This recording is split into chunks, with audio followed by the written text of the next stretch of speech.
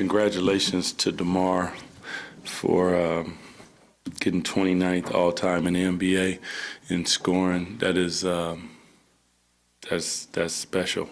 If you pass Allen Iverson in anything, you're doing something. So, to my man, much respect. DeMar is what a pro is all about. This was a professional win, I thought, and that's kind of how I address a team before the game, is just the ability to be a pro and handle your business. You go out and, as I talked to you guys before the game, it's faceless. It's about you.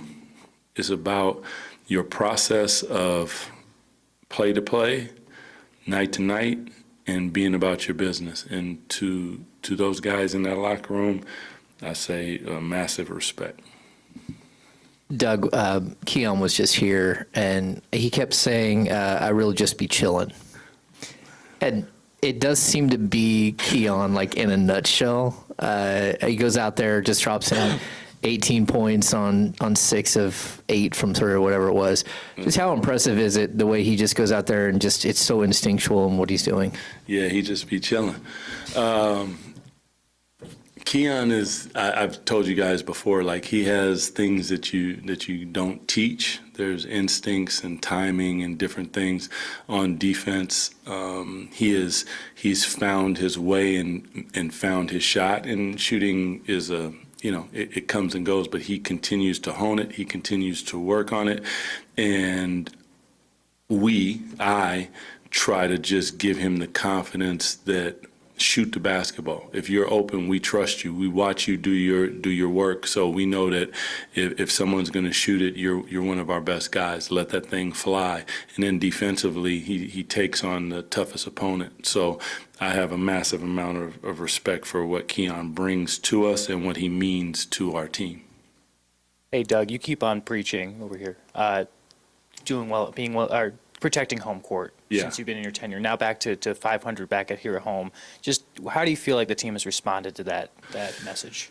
I mean, the record obviously is not where we want it, but I think that whenever you take pride and love something up with your heart, you can feel it. And that's really all it's about for our fans, is like, you can feel the vibe in the building. You can feel the energy in the building. And these guys come here to, I mean, in essence, put on the show. That's what they're here to do. And there isn't no right or wrong. It's, are you doing it the right way? Are you playing for each other? And if you're doing that, we live with the results. And I know one thing about our fans, they respect the hell out of that. And that's what they've been doing. Now, the byproduct that has been winning, it won't always be that. But when they walk off the floor, I want the fans to understand that these guys come and they play with their heart. Speaking of that atmosphere out there, when Malik kind of punctuated the win with that windmill, I think you were the first one almost that met him at midcourt. I mean, just the joy that you've talked about kind of with this team kind of reaching a crescendo all of a sudden. Yeah. Just how much do you think that's kind of been infectious for you guys? It's big time, because I've always thought that a home court, you have to learn how to use it. And we never really understood how to vibe with our fans to our advantage. And part of that is, like, I've been in that situation, and I know that when you get the opportunity to do that, you do that.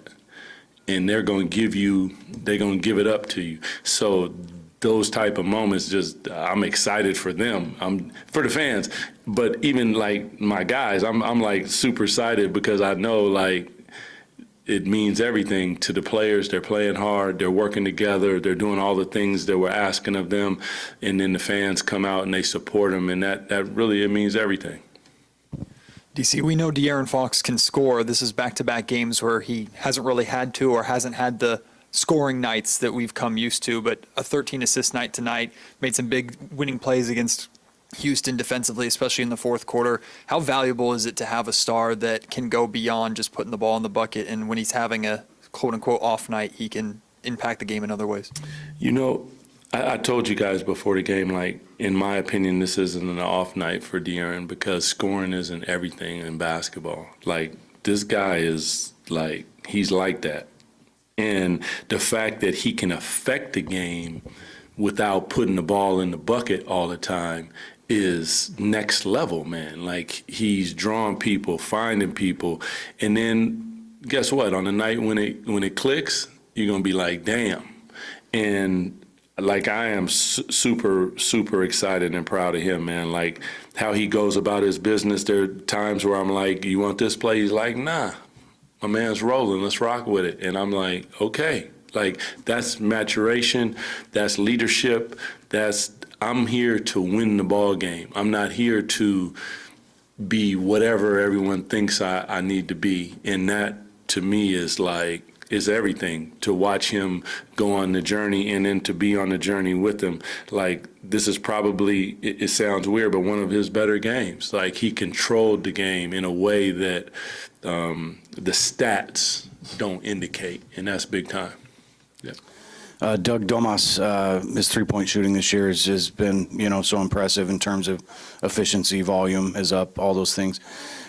And I know you're familiar with the process in terms of like how he got here. I wonder if you can speak to that and also just what a game changer like it can be for the group to have that as part of what you do offensively. Yeah, working with Domas these last 3 summers, just watching him go about his business, like working through it with him, talking through it with him, up at early mornings, late nights in the gym. Like, it's really impressive. Not necessarily the outcome, but the confidence that you see in him. Like, I want him to shoot the ball, he shoots the ball. Now all of a sudden the pump fake comes in. Like, he's reading the game.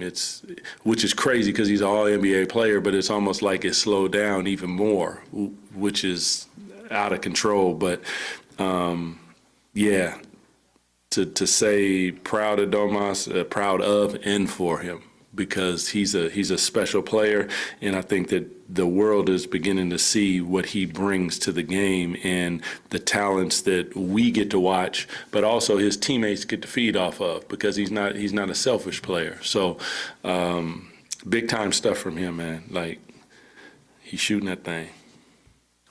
Coach DC, you had 7 points late in the third quarter from that bench until Keon came in and hit a couple of threes, blah, blah, blah. Yeah. Are you a little concerned about that when even though, he was able to pull away, production-wise, about other players getting involved? I know Kevin didn't have the night that he wanted to have, but did that stay in your mind when you had those type of issues? No, I mean, Kevin is important for us, and Kevin is going to make shots. It's as simple as that. Like, he's going to get opportunity, and when he does, it's going to fall. And when it falls, it's going to help us in ways that we probably can't even see right now. But, yeah, you want your bench to have production, and some nights it's going to be one player like Keon, and some nights it's going to be a couple players, meaning Keon defensively locks some people down, gets some steals, it hits free throws, and Kevin gets 5 threes. Like, it's just, it's a timing thing. It's a confidence thing. It's all those. The basketball is just like that. It's a game of ebbs and flows. And for me, like, do you worry? I would probably worry about a lot of things, but they'll be just fine. I got the utmost confidence in Kevin, and I know that he's going to get in the gym and continue to stay in the gym the way that he does and shoot that thing until it gets right.